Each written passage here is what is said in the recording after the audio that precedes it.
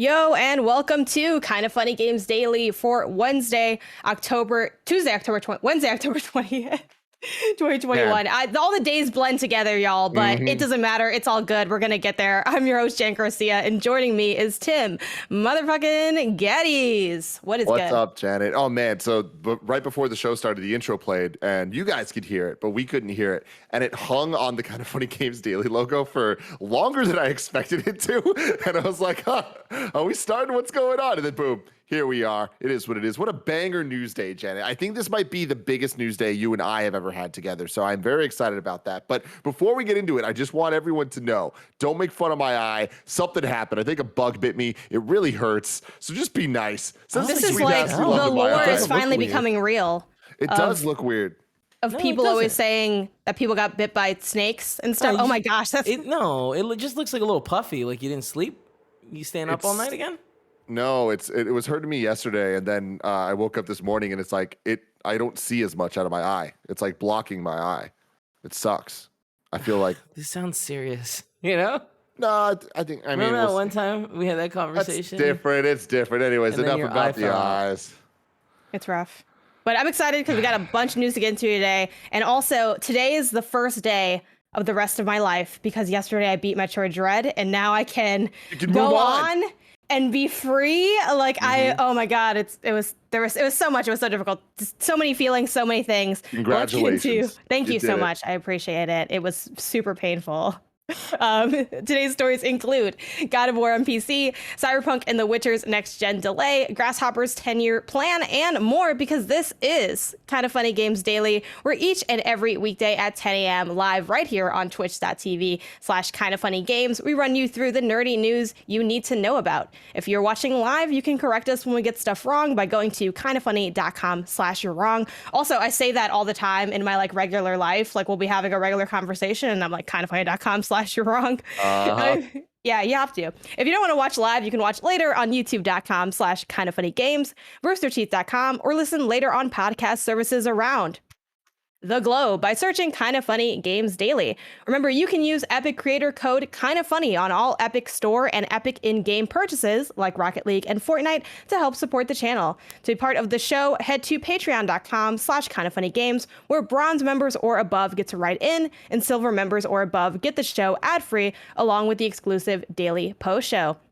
Some housekeeping for you. A new episode of Gamescast is up, and it features head of Xbox Game Studios, Matt Booty. And in case you missed it, it's a great episode. Fantastic were you on that episode? Yeah. It was me. It was Bless, Andy, and Snowbike Mike. We had him on. Xbox asked to do the Gamescast instead of the Xcast, and I was like, that's a lot of pressure for me. I am not prepared for this. I feel like I did pretty good, though. So go check that out. Go support the homies. And yeah, Matt Booty was awesome. So transparent, so cool. Love that the crew over at Xbox are always down to really talk about stuff and kind of be honest about where things are at. I wish other groups would do that as well.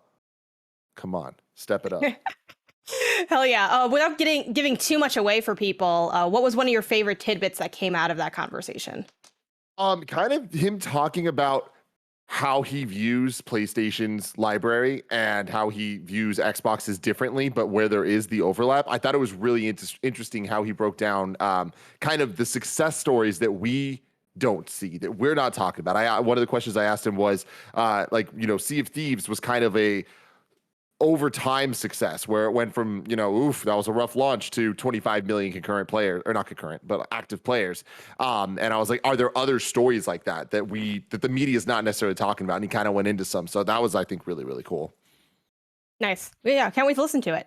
And in case you missed it, you also have the second episode of the Arkham Files, which is already live over on youtube.com/kindoffunnygames. And it's all about why Batman Arkham City is the best at making you truly feel like Batman. The next episode of the Arkham Files premieres this coming Monday, October 25th. And it's all about why Batman Arkham Origins was left behind and forgotten and why it's better than you remember. Thank you to our Patreon producers, Pranksy and Blackjack. Today, we're brought to you by Canva and ButcherBox, but we'll tell you about that later. For now, let's begin what is and forever will be the Ripper Report. It's time for some news. We have 6 stories today. Baker's dozen. Let's start with the big one, which I feel like on any day, any of these stories could have been the big story, which is a testament to how wild this day is. But let's get into God of War being on PC. This comes over from the PlayStation blog, which writes, we're thrilled to announce that God of War 2018 will be coming to PC on January 14th, 2022. As of August 2021, 19.5 million copies of God of War on PlayStation 4 have been sold, and we can't wait to share that experience with a whole new group of players on PC. Our primary goal when bringing God of War to PC was to highlight the exceptional content the team created and leverage the powerful hardware that the platform offers to create a uniquely breathtaking and high-performance version of the game. You'll be able to enjoy the full potential of our cinematic no-cut camera as it follows Kratos and Atreus across the realms, with the option of true 4K resolution on supported devices and unlocked frame rates. Our PC version includes a wide range of graphical presets and options so you can fine-tune your visual experience based on your setup, from higher resolution shadows and improved screen space reflections to enhancements to the ambient occlusion pipeline with GTAO and SSDO. God of War on PC can create striking visual quality unique to the platform. We're also happy to announce that we will have full integration of NVIDIA Deep Learning Super Sampling, DLSS, available on RTX. You won't have to sacrifice high graphical settings and output resolutions for high performance in God of War. In addition to DLSS, we will also have NVIDIA Reflex low latency technology available. Reflex delivers a more responsive experience, allowing you to react quicker and hit harder combos. Real pro gamer hours out here. Alongside the graphic and performance improvements, we are also offering 21:9 ultra wide screen support. Before getting into the conversation, I want to pull in a question that Frank Furter wrote in with, saying, good morning, Janet and Tim. Kratos and Boy are officially coming to PC January 14th next year. Pause for applause. I know a majority of us here are happy and excited about it, but there is still the fanboy crowd who is going to try and poo-poo all over the announcement. With Sony sporadically starting to release more and more of its first-party titles on PC, do you think they need to release a message of what to expect in the future and their commitment to put more on PC? While we are not entitled to anything as consumers, it would be nice to see a roadmap for what they have planned for future PC releases. Thank you for all you do. React. To break down here, first off, I'm very excited this is happening. I think that it's really important for Sony's IP to not just be locked to the PlayStation console, especially after it's been out on the PS4 for a couple of years. It can kind of get a new life, get a whole new audience. We've seen major success already with Death Stranding on PC and with Horizon Zero Dawn on PC as well. And God of War, I mean, this is definitely the biggest one, right? Like, this is the one that I think is going to sell the most. And we know we already have Uncharted coming, at least some of the Uncharted games next year. It's a little bit of a bummer we're not getting all of them, but I do think that we're in this point, to Frank Furter's question, where we're not quite ready to have the roadmap. I don't think Sony's quite ready to own the conversation of, hey, we're making PS5 games, they're also coming to PC day and date and all that. We're just not there. So I don't think a roadmap necessarily makes sense. I don't think that they want to put themselves in the position to say, hey, our games are going to come to PS5 and then a year later to PC. Any type of messaging like that is going to kind of kneecap them a bit in a way that I don't think that they would ever want to do. It behooves them to focus on the console version first and then make a big deal like they are here for the PC version whenever they decide to do it, unless they decide to do them closer together, which I don't think is out of the realm of possibility. At this point, anything's possible. I never would have thought that we'd see God of War on PC. That's crazy. But we're getting it. We're getting Uncharted. We got Horizon. Like, we're clearly seeing Sony dip their toes into this game. But what excites me most is how much they're integrating with a lot of the PC specific stuff. Like, as you guys all know, we're partnered with NVIDIA for a lot of things. We legitimately love DLSS. It is magic tech. I can't believe that it works as well as it does, where it allows the resolution to look so much higher than it is, and the game still run great without overly taxing your PC. That's the type of stuff that really is going to enhance next-gen experiences, or like, not even next-gen, sorry, AAA experiences, console games like God of War, of really letting them shine. This ultra-wide support, very excited. Horizon Zero Dawn looked absolutely beautiful on an ultra-wide. I'm a little bummed there's not 32:9, but that's just me being extremely, extremely picky and selfish and wanting to see Kratos in as wide, as super ultra-wide of a vision as possible. But I'm extremely excited about this, all the reflex support and all that. Like, this game already ran super well. It's just going to run better and look even better. Them talking about the native 4K, that's awesome. Hell yeah.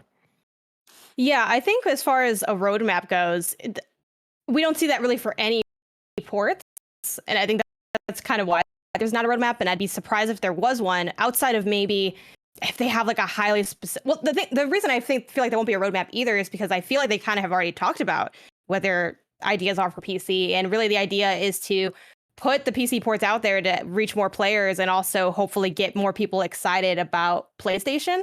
What about Ragnarok?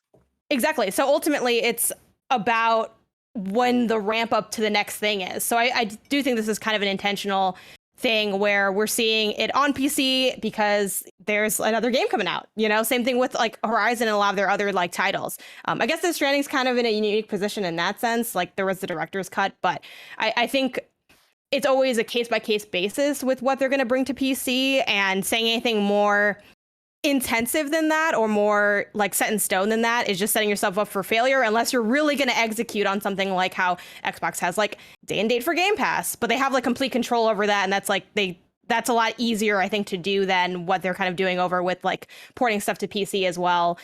So yeah, I think overall this is good because it gets people more excited about the PlayStation brand. And for me as a consumer, you know, I do think it's important to have that attitude of more people should be able to play more games more easily as much as possible. Like those things are dope. Having deals is dope. Like whatever gets people more access is ultimately going to be beneficial, as long as it's still, you know, benefiting the people that made it in some degree, which this is. But I'm also someone who loves console gaming and console exclusives. And that is like very much the identity of those systems. I think with something like this, the reason I don't feel like I'm losing anything in terms of, you know, my PlayStation exclusives is because one, this came like way after the fact. So like I care about being there when stuff first drops. So that's always going to be relevant to me. And then two, PC and console are just such a different beast. Like a lot of times when we talk about exclusives, most of those or a lot of those are also on PC, but we still sort of consider them, well, they're console exclusives. So it's still kind of in that console conversation. Like while those spaces have a lot of crossover, I do feel like they have their own identities. And certainly there are plenty of gamers like here and listening to the show that play on both or all platforms, but they still have those kind of distinctive identities and capabilities where I don't really feel like I'm losing anything from my console experiences when stuff's on PC. If anything, I just want more stuff that's on PC to come to console because I have the same issue on the other direction. So hopefully this is something that people are really excited about. I'm looking forward to seeing all of the like streams and energy that are going to come out of when this drops on PC, because I think that's going to be absolutely wild. I think my question for you is, what is the next game that's a PlayStation game that you would like to see come to PC? I mean, that's interesting. God of War definitely was the big one. I do think having the OG Uncharted trilogy would be awesome, and I think that it's a little bit weird that they're only doing 4 and Lost Legacy. There must be a reason for that, and arguably 4 and Lost Legacy are the best and the most modern just by default. And I think that, you know, putting them out now would it's not too surprising, but it is just kind of a bummer that they're not all there. But yeah, otherwise, like Bloodborne would be the answer, not for me, but just for the gamers out there, right? Like that, like if we got the Bloodborne port, that would make so many people happy. And like that to me is kind of like what this is all about. It's like you were saying, it's like giving more people more access, and that wouldn't just give more people more access to Bloodborne, but it would also give more people access to playing Bloodborne the way they want to, with the higher frame rates and all of that stuff. And especially if they have DLSS and all that stuff, which again, I'm really happy that Sony is making sure that they're partnering with the right people to make sure the PC version is getting the utmost experience of what is possible. Yesterday, Bless and I were talking about Bloodborne and its sales numbers compared to other PlayStation exclusives and other PC or other Souls games. And it only sold 2 million, which is kind of shocking to me when, you know, even here they're talking about God of War being at 20 million. Obviously, God of War, very different type of IP. It's legacy. There's a lot going in there. But even something like Horizon that was new sold demonstrably better than Bloodborne. If you put Bloodborne on PC, that can help boost those numbers. That even can get this amazing game that so many people love. Some of people's favorite game of all time is now going to be able to be in people's hands if they ever do it, when they ever do it. I expect that they will at some point. But I do think you should lead with the Horizons. You should lead with the God of Wars. And then figure out the stuff, get Bloodborne there eventually, which I think is going to end up happening. To your point about the consoles versus PCs, I do think that the unique identity of PC versus console is getting more and more blurred. We're still years away from it, but I think that we're closer than we ever have of people being able to play PC games, even with whatever PC they have access to. You don't need to have an Alienware with fucking wings on it to be able to play a video game. You could just like, especially with things like But the imagine cloud. if you did. I mean, if you do, I mean, a lot of people do, and you know, they get to, you know, see Kratos in his freaking high def as possible. But I just think that there is this blurring, especially as consoles kind of become more and more PC-like, and more than that, as the ecosystems kind of mesh and blend, especially on the Xbox side. You know, you have your Xbox account and you get access to both sides, whether it's PC or console. And the exclusives, console exclusives, is it on PC? That stuff I think is so silly. Like, we know what we're talking about. A PlayStation exclusive, an Xbox exclusive, who cares if it's also on PC? It's about consoles. It just means it's not on the other consoles, and that's fine. That's where I end that statement. But what I want to see more of from the Sony side personally is that level of integration. And correct me if I'm wrong, this is a perfect kind of funny.com/you're wrong thing. Can you tie your PSN to these PlayStation games on PC? Can you get trophies? Can it work into that ecosystem? Because I think that would be that one step that I would love to see where, cool, I've played God of War, but if I want to pop it on PC, it's still building into the same structure, the same game, right? And same with all the other games as well. Like, I think that would incentivize more people to double dip or go back or, you know, try to get a different experience on PC with a different playthrough. And I know that might be asking a lot, but it's 2021 and they're doing a really good job overall of making sure that ecosystems are what they're selling, because that is what they're competing with on the Xbox side at this point.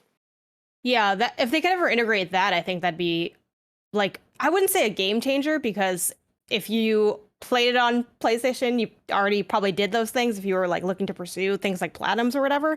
But I do think that'd be like a fun way to sort of blur those lines even further. And yeah, like for just to make it clear, when I say like they have different like identities, I do think you're right in that we're seeing things that you see in the PC space like come a little bit more to consoles, even with like the PS5 storage. When they like open the whole thing up, I'm like, no, too close to PCs where you're like playing with really high tech Legos, and I don't want to do it. But for me, it's just kind of more like people always ask me like why I don't just play on PC for like many titles, and the reason is just I just prefer console. So I feel like it's just, when I say like they have their own identity, I think that'll always remain true in the sense of having a preference for like the way that you play. Like, I like having, as archaic as it can be, like the game cases and like the type of hardware and getting to put it on my TV. And like, sure, can I theoretically connect a PC to my TV? Yes, I can do, those things are possible, but like, it's just something about the way I like to play. I do think that's getting interesting too with Steam Deck, where like you can finally start to have some of the comforts that I like in the console space are maybe going to be somewhat possible on PC using that kind of hardware, and like getting to have like games in handheld like that.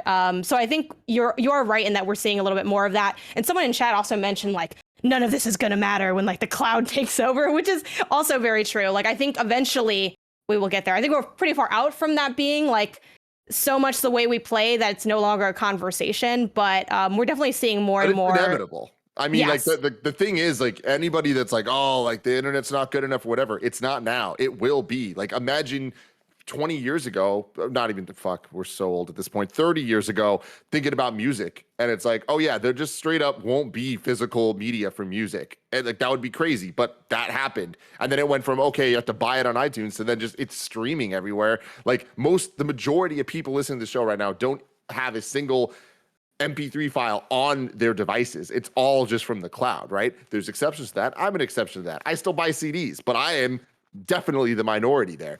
What's the last CD you bought? Last CD I bought was Lord's Solar Power. Then Kevin, what's up? No, he's just crazy. Look at him. He's crazy with these. I like how immediately you're like, I still buy CDs. Friday. And literally at the same time, me and Kevin was like, I have 8 questions to ask about that. Oh, no. I love CDs. I love that stuff. I love physical media. I just do you just play them in your car? Like, do you have a car? Actually, I don't even know. I rip them myself, and then I'm very like, he's crazy. You're out here making like mixtapes and stuff. Hey, like, this is what we're talking about. All right. So what we are talking about is from music, we moved on to video content, right? And it's insane to think that Netflix went from this DVD subscription service where you're literally getting DVDs in the mail to what it became, which is streaming video, to what it is now, which is streaming 4K Dolby Vision HDR video. Like, sure, is it as good as Blu-ray? No. And guess what? I buy Blu-rays too. I buy a lot of Blu-rays. I buy a lot of 4K Blu-rays. And at some point, that's not going to continue. Like, and unfortunately, like, I will be surprised if once the world moves into 8K or whatever bullshit ass gimmick we get next, I don't think we're going to get physical media to go along with it. Like, I think we're at the end of the road for video content, except for there's always going to be the enthusiast thing, just like there's still CDs and vinyls and stuff. Video games are next. We're in the beginning moments of this. We are in the early iTunes era of it. And it is what it is. I know. I mean,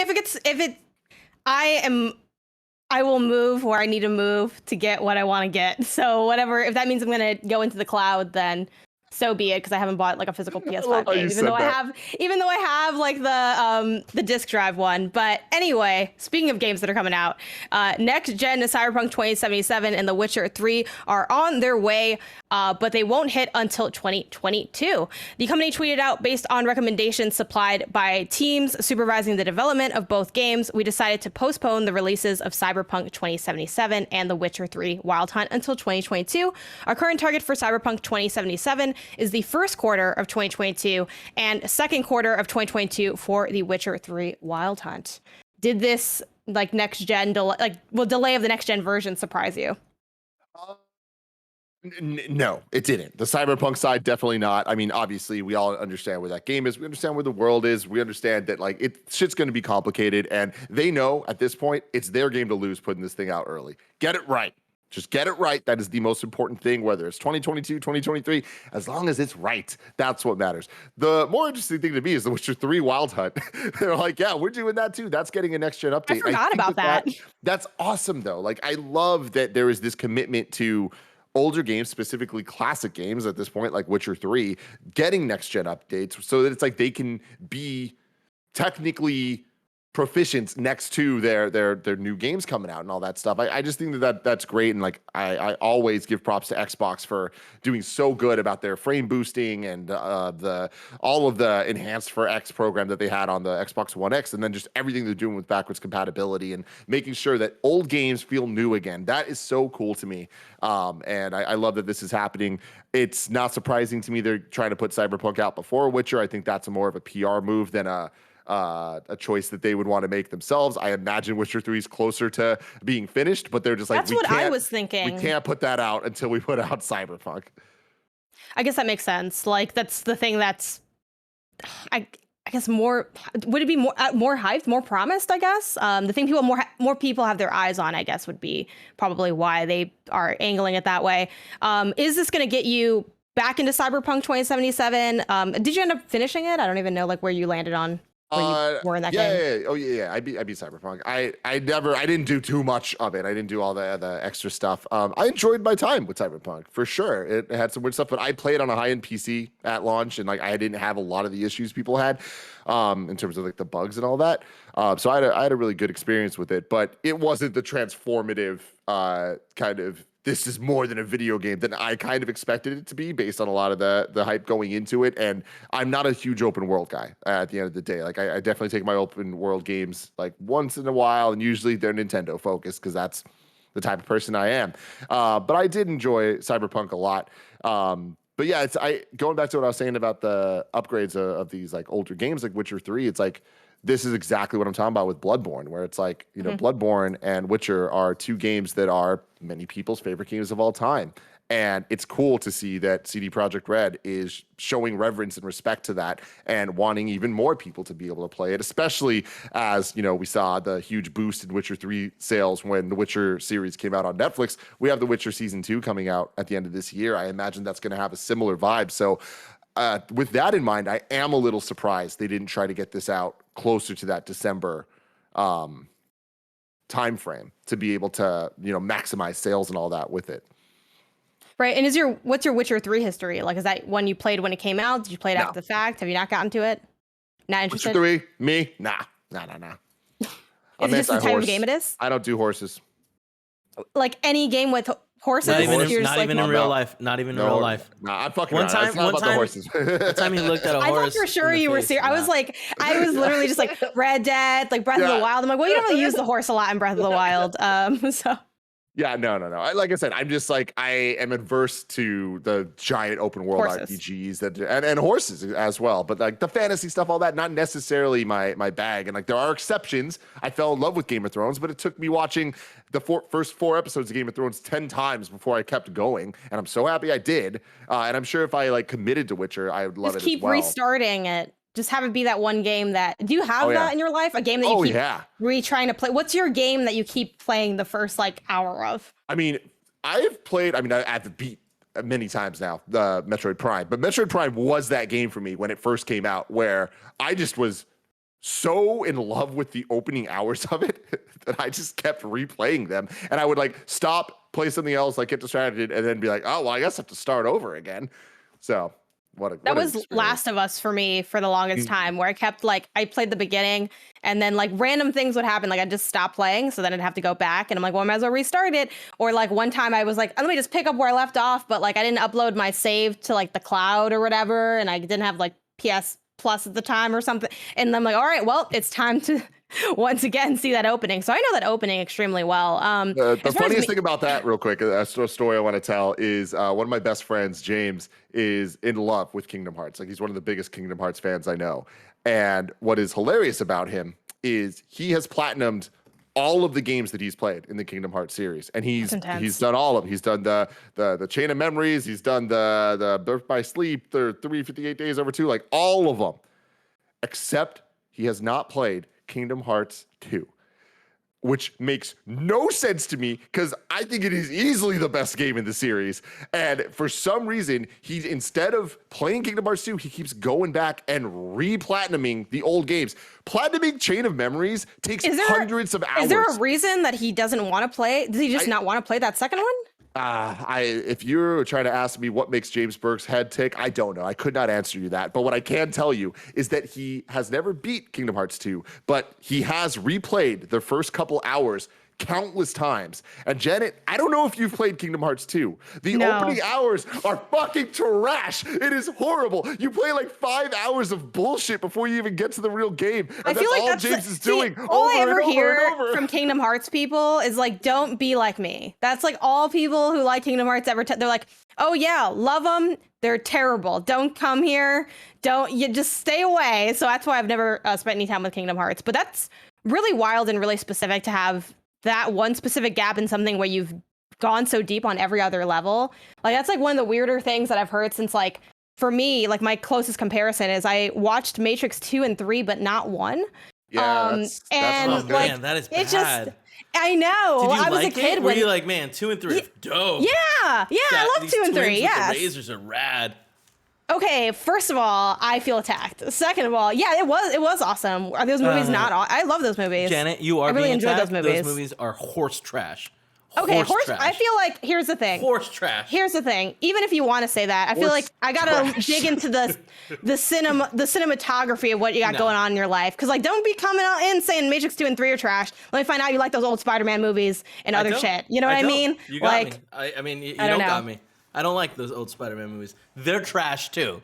That's what they are. Horse trash.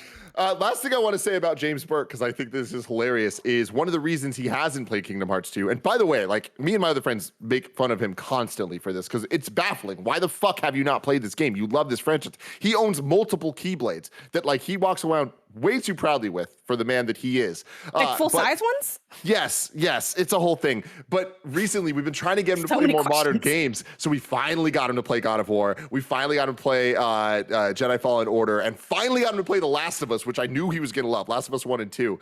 He is, and the Uncharted games. He's become addicted to those. And now he just keeps replaying those and platinuming those over and over and over. And it's like, what are you doing with your life? But he is now, what I don't understand is he's this dude that doesn't play that many video games. He has platinumed Cuphead. He has platinumed Bloodborne. I'm like, what the fuck? Every now and then, okay, was he also like a later staged gamer? Like, was a gamer like later in life, or did he grow up on games? He grew up on games, yeah. Okay, cool. Because I've known people that were like, oh, I just started gaming like at all in the last like year or two, and they're like out here like soulsing it up, and I don't understand.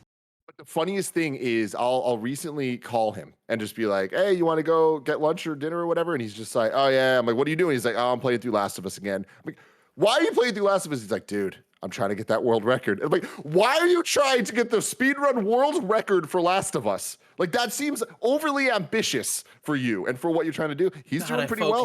I hope he gets it. No, honestly, I think that, like, last I heard, he was like, his time was like number 30 in the world or something like that. And like, he's working his way up. So that's wild. If you're the number one speedrunner, you better watch your back. Watch your back. Burke is coming. Is such... Why is this episode so chaotic? And then people in the chat being like late onset, late stage gamer, fatal. What, I don't know a good word for that, because I don't want to say like I don't want to say anything that's dismissive.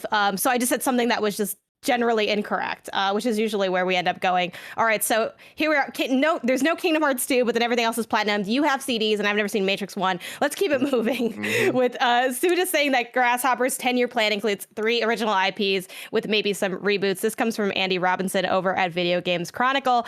Speaking to VGC in a recent interview, the Japanese creator said he could even look to revive some of Grasshopper's older IPs or attempt to license dormant franchises from other companies, including maybe frequent collaborator Nintendo.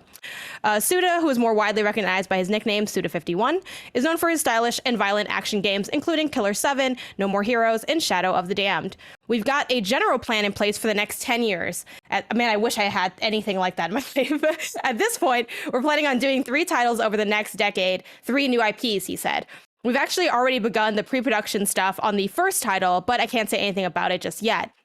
Well, I wouldn't say the games we plan to make are going to be full-on AAA titles. They aren't exactly going to be really small scale or anything like 3DS shooter Liberation Maiden either. I'd say they're probably going to be around that AA scale game, as in the games themselves will be AA scale and the core team making them will be a relatively compact team.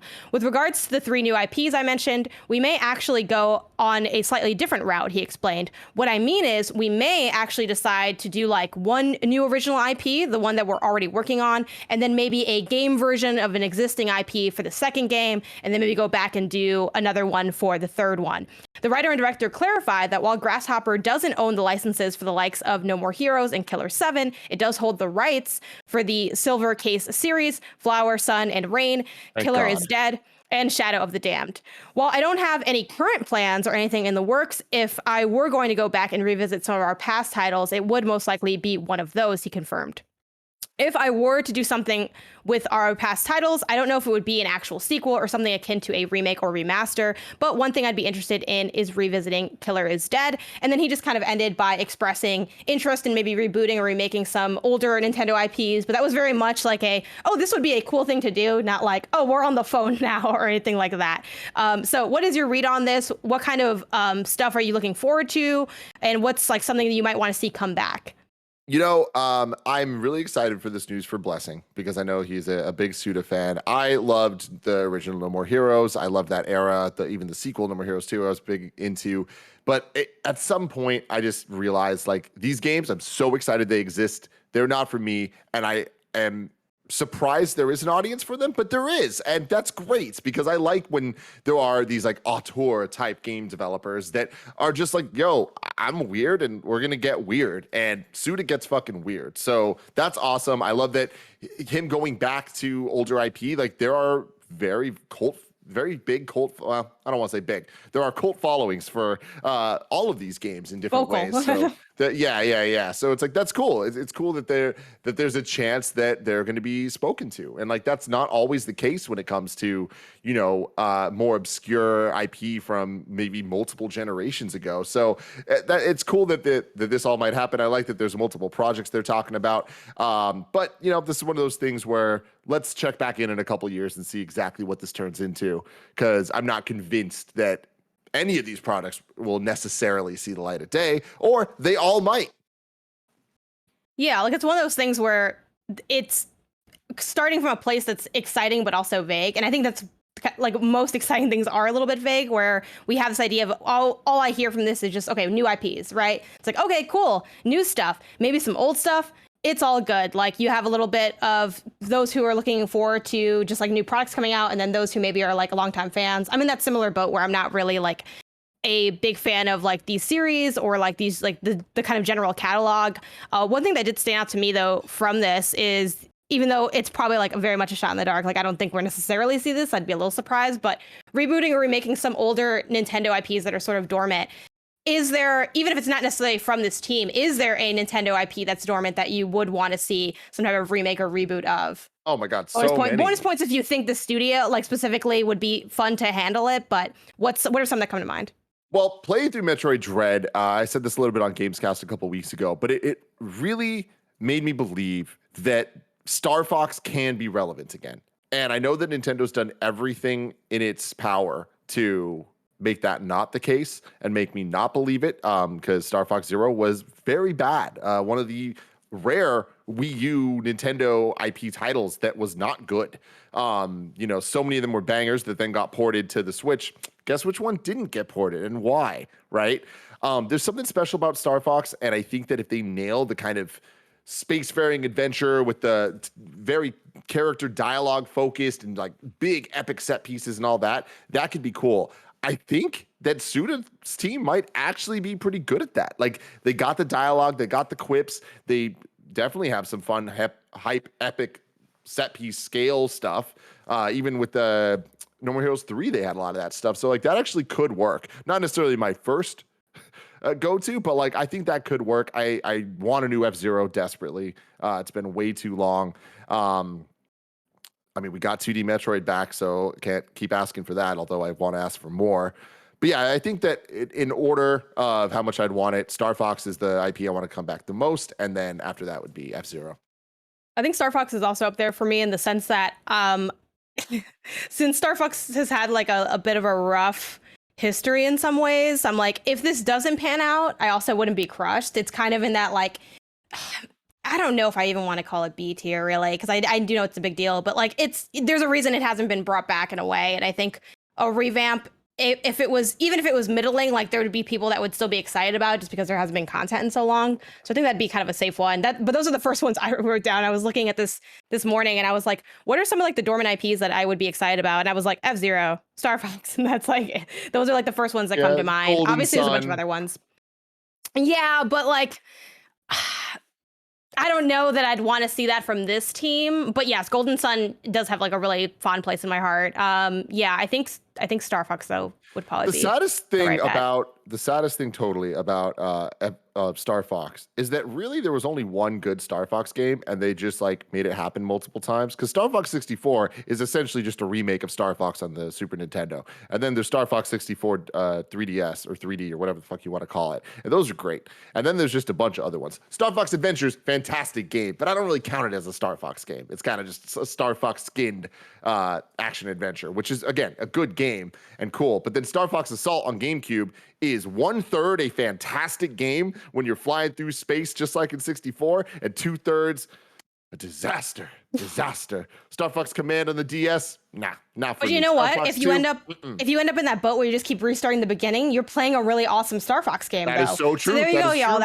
That's the life hack. If anyone hasn't seen the opening mission of Star Fox Assault, after this show, go look it up on YouTube. It is so damn cool, and that's what I'm talking about wanting to see on the Switch. I want to see a Star Fox game with that energy.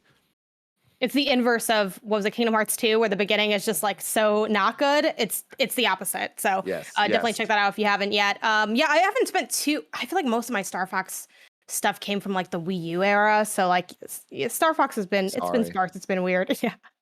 I'm sorry. Yeah, that pretty much sums it up, I think. Before we continue, let's go ahead and get a word from our sponsor. This episode is brought to you by Canva. Design is such an integral part of making content, but dang, it's hard. Or it was hard until we started using Canva Pro. Now, I can design anything like a pro on any device. You can choose from thousands of customizable templates or start from scratch. It's something I love. I love the options there. Being able to go just look at a bunch of templates. It's helped with a lot of our promo imagery that we have to make, and it really kind of makes me feel like I know what I'm doing. It makes me feel like a genuine Andy Cortez. You can love to see it. And Canva Pro has endless premium fonts, photos, videos, and so much more that add your own personal spice to whatever you're designing. You and 4 teammates can design together, unlock everything Canva Pro has to offer for just $12.99 a month. You can design like a pro with Canva Pro. Right now, you can get a free 45-day extended trial when you use our promo code. Just go to canva.me/KFGD to get your free 45-day extended trial. That's CANVA.me/KFGD canva.me/KFGD. Canva.me/KFGD to get your free 45-day extended trial. And next up, shout out to ButcherBox. Nothing beats quality meats. And with ButcherBox, you get more than just high quality meat. You also get holistically sourced meat because ButcherBox always keeps the farmer, the planet, the animal, and your family in mind. Gia blew my mind recently when she made a grilled buffalo chicken sandwich. It was so good. I love ButcherBox. Every month, ButcherBox will ship a curated selection of high-quality meat right to your home. Each box contains between 8 to 14 pounds of meat, depending on your box type. It's a lot of meat. It's enough for 24 individual meals. The meat has no antibiotics or added hormones and is always packed fresh and shipped frozen for your convenience. Right now, ButcherBox is offering new members a 10 to 16 pound turkey free in the first box. Perfect timing for Thanksgiving. Just go to butcherbox.com/KFGD to sign up. That's butcherbox.com/KFGD to receive a free turkey in your first box. butcherbox.com/KFGD to get that free turkey. Several of her ribs. Oh, we're back. Hey, what's up? How's it going, y'all? Let's talk about Xbox Game Pass subscriber growth slowing down this year. I have no idea how much of that was heard or what's going on. We're powering right through. This comes from Matt Kim over at IGN. The article reads, Game Pass subscribers have slowed in the fiscal year 2021, according to new documents released by Microsoft. In a new financial statement, Microsoft revealed that Xbox Game Pass subscribers rose by 37.5%, falling short of its internal target of 47.8%. In contrast, last year, Microsoft overperformed on its targets to grow Xbox Game Pass, increasing subscriptions by nearly 86% over a goal of 71%. What this means is that Microsoft's Xbox Game Pass subscriptions have slowed this year, and it's likely a combination of factors. One of the key promises of Xbox Game Pass is that first-party titles will be available on the service day and date. So far in 2021, first-party titles have been relegated to mostly Age of Empires remasters, Microsoft Flight Simulator, and Psychonauts 2. New first-party titles like Age of Empires 4 and Halo Infinite are still months away and will deliver on Game Pass's promise of major first-party day-and-date releases. Does the slowing down of Game Pass surprise you? What's your current state of Game Pass? Like, how often are you using it? What are you excited about coming to the platform, etc.? I am a little surprised that the numbers are falling short of their targets because I think Microsoft's been doing a very good job of keeping a consistent cadence of releases on Game Pass of high quality, like high premium titles, like even as recently as Back 4 Blood. Like in addition to all their first party titles being day and date, having these third party partnerships, especially for games like Back 4 Blood that really need that kind of community and need that install base to thrive, I think is fantastic. But at the end of the day, it's not the craziest thing because we do have the heaviest hitters still to come with the likes of Halo specifically. Age of Empires 4, I think, is one of those titles that is going to get the bump of Game Pass as opposed to like making it a Game Pass a hit, where I think more people will play it just because they have Game Pass than normally would. But it's not necessarily going to convert people to Game Pass itself.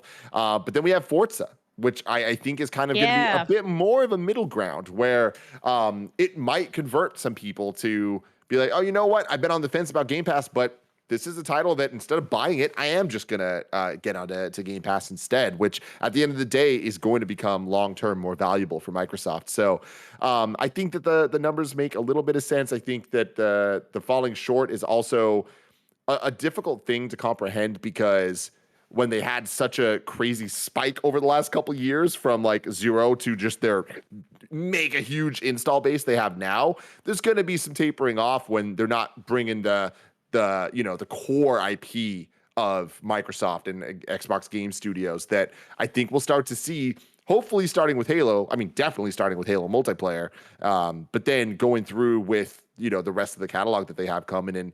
Once we start to see this era of Bethesda games and like all the Xbox studios that they bought kind of go away and it turning into the pure Xbox era, the like, here are all Xbox Game Studios firing on all cylinders, making Xbox games from the ground up for the Xbox ecosystem, I think that these numbers are going to skyrocket.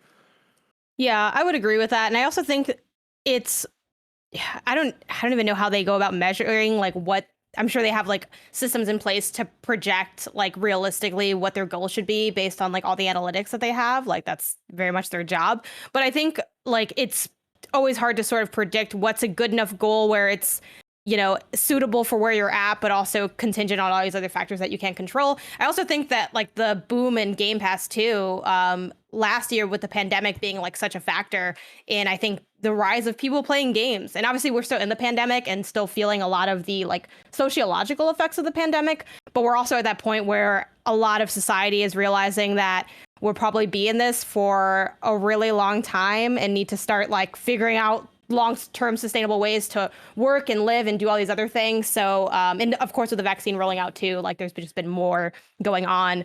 But yeah, I think that really what this takes is getting people to have that one game that sort of brings them into Game Pass. I feel like Game Pass is one of those things where you end up converting to it and then you just kind of stay there and then you just live there and it's just one of the bills you pay, which can be for better or worse depending on where you are on like your interest level. But Game Pass for me is just something I like to have on deck at the ready. Like it's just convenient to be able to say I can have a place where I can just peruse and not have to spend anything extra because I'm already paying for it, and just be able to pick up a game that I'm interested in and try stuff out. And especially with them introducing the ability to like immediately launch games that they're like rolling out with cloud, like it's going to be so easy to just quickly just install and then uninstall and just kind of surf through titles that way. So that's what I'm looking forward to, or what I've been enjoying with my Game Pass subscription. Obviously, it always hits so well whenever you are playing those day and date titles where I'm like, I have that moment of, and sometimes I get codes for things, obviously,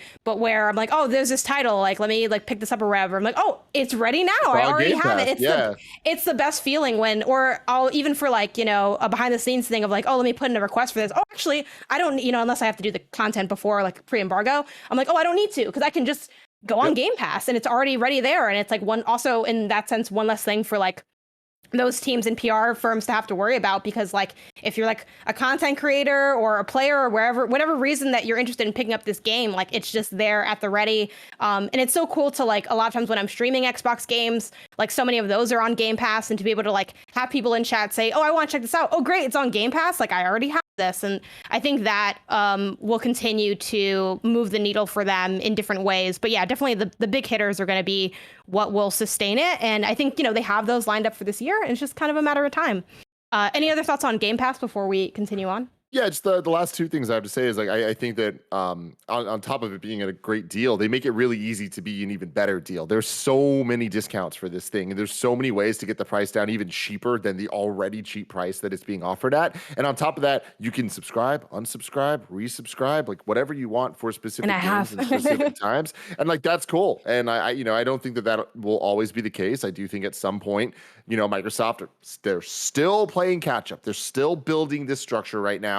So there will come a time where, they're feeling themselves a little bit more, and, the rules are going to get a little bit more strict. So enjoy it while it lasts, because what they're offering right now is truly incredible and truly industry changing, like shifting. This is going to change the way games are played, made, everything. So good on them. I love it. I love that we have a vibrant Sony, Nintendo, and Microsoft all doing different things, going in different directions that result in more high quality games than we've ever had before. Yeah, absolutely.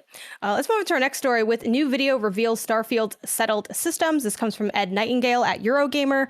The article reads, a new video on Starfield gives us a look at the settled systems and plenty of concept art. Bethesda's space RPG will take place in the settled systems, an area that extends outwards from our solar system for approximately 50 light years. Around 20 years before the start of the game, two factions, the United Colonies and the Free Star Collective, engaged in a bloody colony war. Fast forward to 2330, and the settled systems are in an uneasy peace, but between mercenaries, space pirates, spacers, and religious zealots, there are plenty of dangerous humans out there. Players will explore these settled systems as part of the organization Constellation, dedicated to uncovering the mysteries of the galaxy. And a reminder that this game is set to come out November 11, 2022 on PC and Xbox, and will be via day one on Game Pass, which we were just talking about.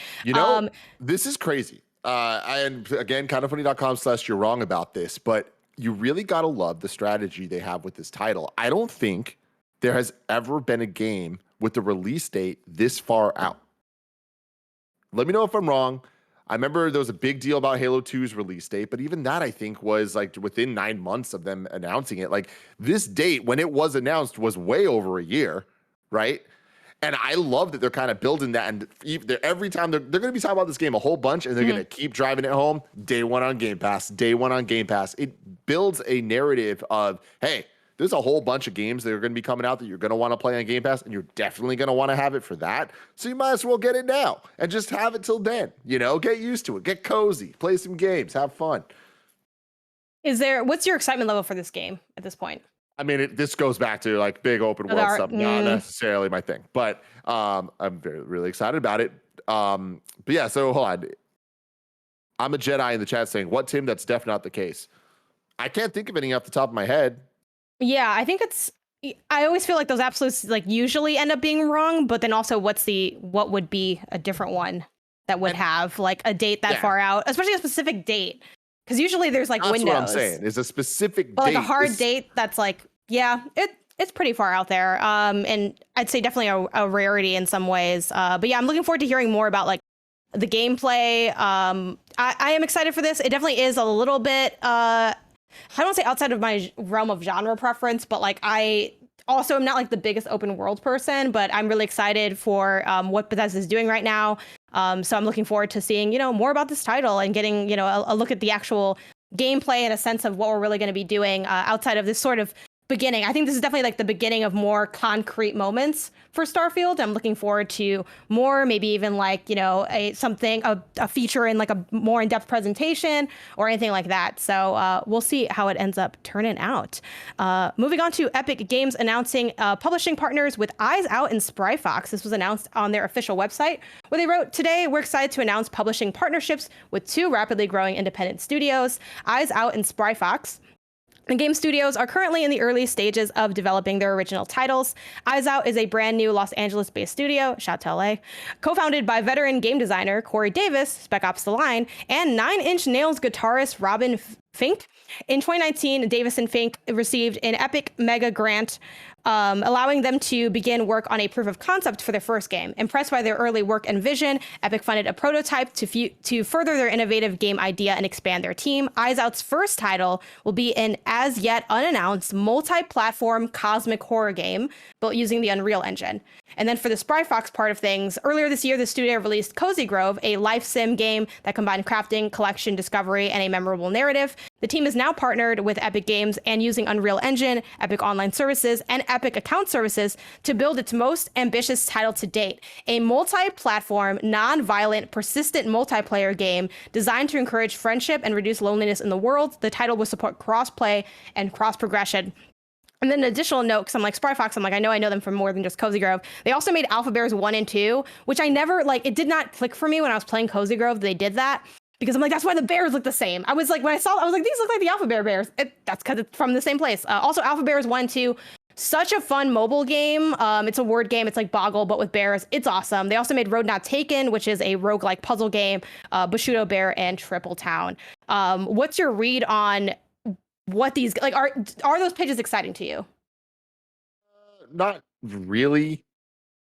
This is cool. I like the idea of Epic Games trying to like branch out and like do some different things. And with the thing we saw recently with the Radiohead collaboration on the PlayStation side, I like that the different artists are kind of like getting involved with some of these different types of things with video games. Video games are branching out; they're turning into more than they've ever been before. So that's exciting to me. But like, I want to see some of these experiments like turn out better than we've seen in the past. Like, did that Elijah Wood Ubisoft project ever actually happen? I don't know. But it's like I don't know. I can't wait for the day that like these type of things like actually happen and have consequence in the world and aren't just kind of like, oh, that's a cool announcement, and then just like go away. Yeah, for sure. Also, unrelated but related based on who it is. Are you a Nine Inch Nails fan? Not really. I mean, I'm a fan of. I know I like some of their songs, but I'm not a fan. Yeah, that's fair. For me, I'm intrigued by the idea of cosmic horror, and I'm down for what Spry Fox is working on. I'm a fan of Alpha Bears. I wasn't a big fan of Cozy Grove, admittedly, but I'm down to check out what they have working on next. I think the idea of it's always slightly intriguing to me when games are like pitching with like a non-violent angle, just because I enjoy like just it's sort of a different take that you see plenty of games do it, so I'm not going to act like, oh, there's no non-violent games out there. But I do think it kind of speaks to like what they're looking to do, and I'm curious as to what that'll look like. It sounds really cool that it'll have cross-play and cross-progression as well. I'm liking seeing that be more of a staple. So yeah, I'm excited to see what comes out of these. But we'll have to stay tuned and see what they're like when we hear more on these titles.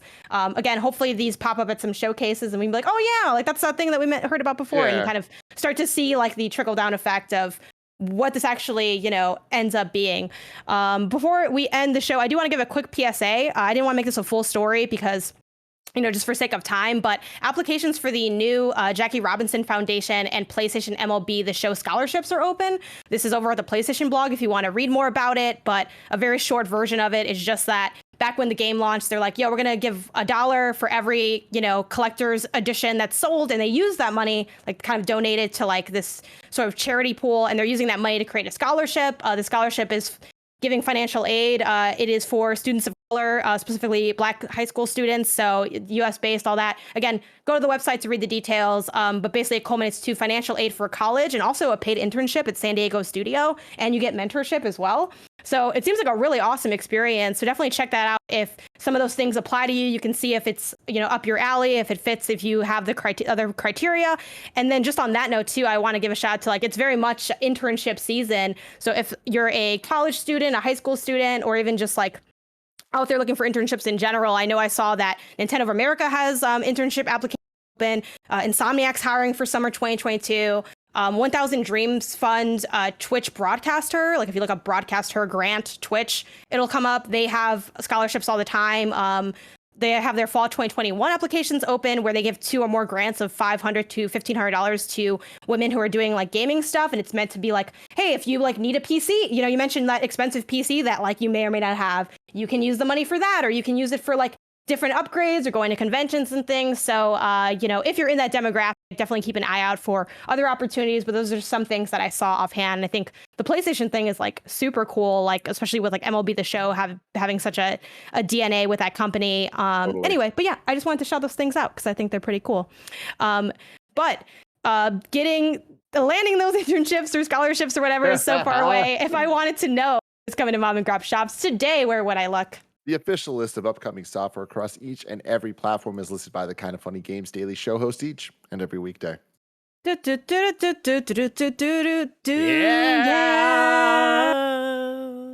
It's so ugly. Today, Spectacular Sparky on Switch and PC, Corpse Party on PS4, Xbox One, Switch, and PC, Silver Chains on Xbox One, Energy Cycle on Xbox Series X/S, Sheepo on Series X/S, and 1 and Switch, Clang 2 on PC. They always run on PC. Princess Loot Pixel again on Xbox One. Bats Bloodsuckers Anti-Terror Squad on Switch. Jars on Switch, which I'm really curious, is that an acronym or is it just like a collection of jars? Crazy Gravity on Switch. Hymno, The Silent Melody on PC.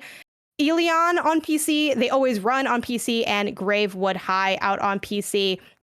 Tim, could you pull up You're Wrong while I read who the rest of this week's hosts are? Which Thursday, it's Tam and Tim for Tim Tam Thursdays. And then Friday, it is Blessing and me joining again. And if you're watching live on Twitch after this, Mike and Nick are playing Operation Tango? Is that for today? Or that might have been left over from yesterday? That was yesterday. We're playing That was New yesterday. World. Just We're kidding. New World. How was Operation Tango? It was really fun. And eventually Nick and Mike really clicked. It's like inspiring to watch. It takes can you say one more time what's after this? New World. We will be playing New World and some fun clips, I think. Okay, dope. Any You're Wrongs? Yes, there are. And what's funny is I actually was you're wrong myself and correct myself. I said that Lord Solar Power was the last CD that I bought. And I was kicking myself. I'm like, is that right? And I was thinking, and I looked back at my Amazon. That is technically not correct. And someone called me out here. Tim said the latest CD he bought was Lord Solar Power, but Solar Power isn't available on CD. It's only available in this dumbass discless CD album thing and on vinyl. I did buy it on vinyl, but I was upset that it's not on CD. This is it. This is the beginning of the end. But the last CD that I bought was Dua Lipa's Future Nostalgia Midnight Edition, which is a fucking fantastic album, and I recommend it to everybody. But yeah, I hate this shit of people not doing CDs. I get it. It makes sense. I know that I'm one of the only people out there buying them. That's why they're not making them. But yeah, it's upsetting. Besides that, Nanobiologist wrote and said that no PlayStation games are not tied to PSN. They are through Steam. You get Steam achievements, not trophies. This is also the case for most Xbox games you get on Steam. So that's a bummer. I'm really, really hoping for a cross progression future where they nail that stuff, cross save, cross progress, all that stuff. And then Seb writes in, says, Tim mentioned Halo multiplayer as a benefit to Game Pass. It's free to play regardless of Xbox Live or Game Pass. That's a really good point. Really good point. So we'll see what that does. I wonder if Game Pass is going to have any type of battle pass systems or something, like some level of like, well, if you have Game Pass, you get this for Halo Infinite, because I think that's going to be a big win for them. But we'll have to wait and see. Yeah, that would definitely be a fun incentive. Thanks for reading those out. And remember, this has been Kind of Funny Games Daily. We're each and every weekday live right here on twitch.tv/kindoffunnygames. We run you through the nerdy news you need to know about. We have a Patreon post show for those who are subbed at the silver level of patreon.com/kindoffunnygames. So stick around for that. Otherwise, until next time, it's been our pleasure to serve you.